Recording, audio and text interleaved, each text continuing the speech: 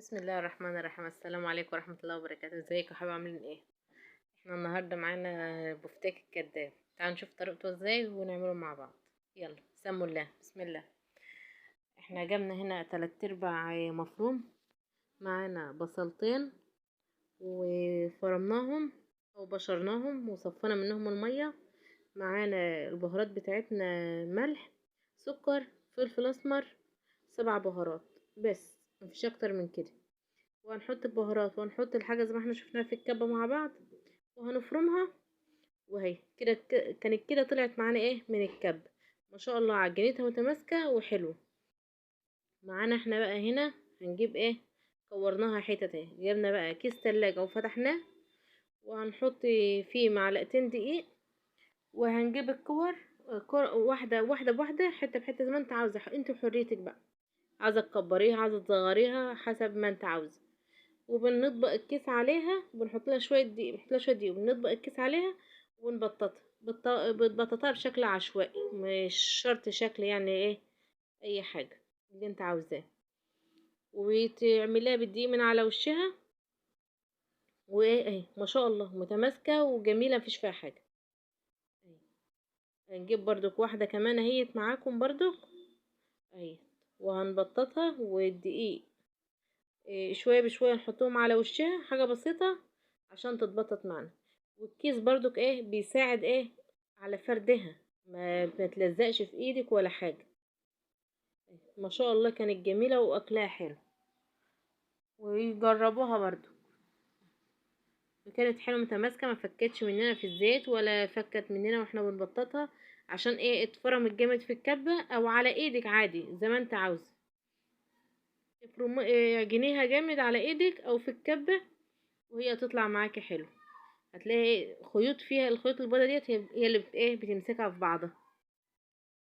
هي كنا احنا بقى ايه عملناها معاكم اهيت وخلصناها. وهن ايه هنتبل، هنعمل لها بقى الكفر بتاعها الايه الخارجي. نشوف السمك بتاعها. ما شاء الله روحها مخدش سوي في الزيت ولا حاجة، لانها ايه رقيقة وحلوة مفيش فيها حاجة. وهي لحمة مفرومة يعني بتستوي على طول. هنا كنا احنا رصيناها اهيت على ما نعمل بقى ايه الحاجة بتاعتها، الكفر بتاعها.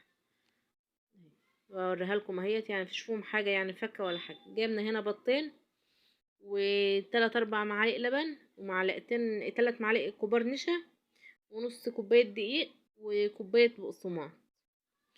وحطينا على البيض اللبن والفلفل الاسمر والماء وذره ملح بسيطه، وهنقلبهم في بعض باللبن. وهنا بقى ايه كنا احنا جبنا الحاجه بتاعتها، الدقيق والنشا والبقسماط.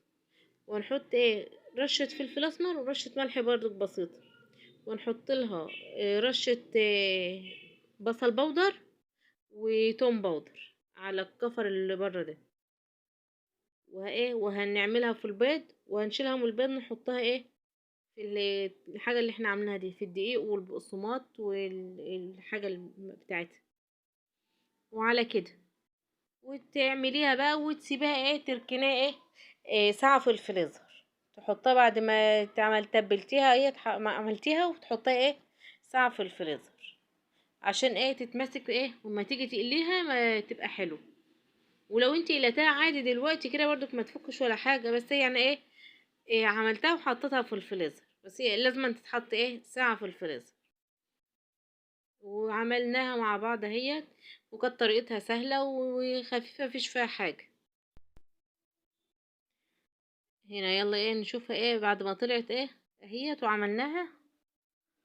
هنطلعها، حطيناها احنا بقى ساعه في الفريزر اهيت كده. كنا حطيناها ساعه وطلعناها اهيت. وبوريها لكم برضو اهيت عشان تبقى حبايتها ماسكه نفسها. هنا اهيت لسه هي كده، كنت انا حطاها في الفريزر اهيت حبايتها حلوه مفيش فيها حاجه. ديت طلعت كده من الفريزر اهيت حبايش. ما شاء الله كانت حلوه ولذيذه في الاكل.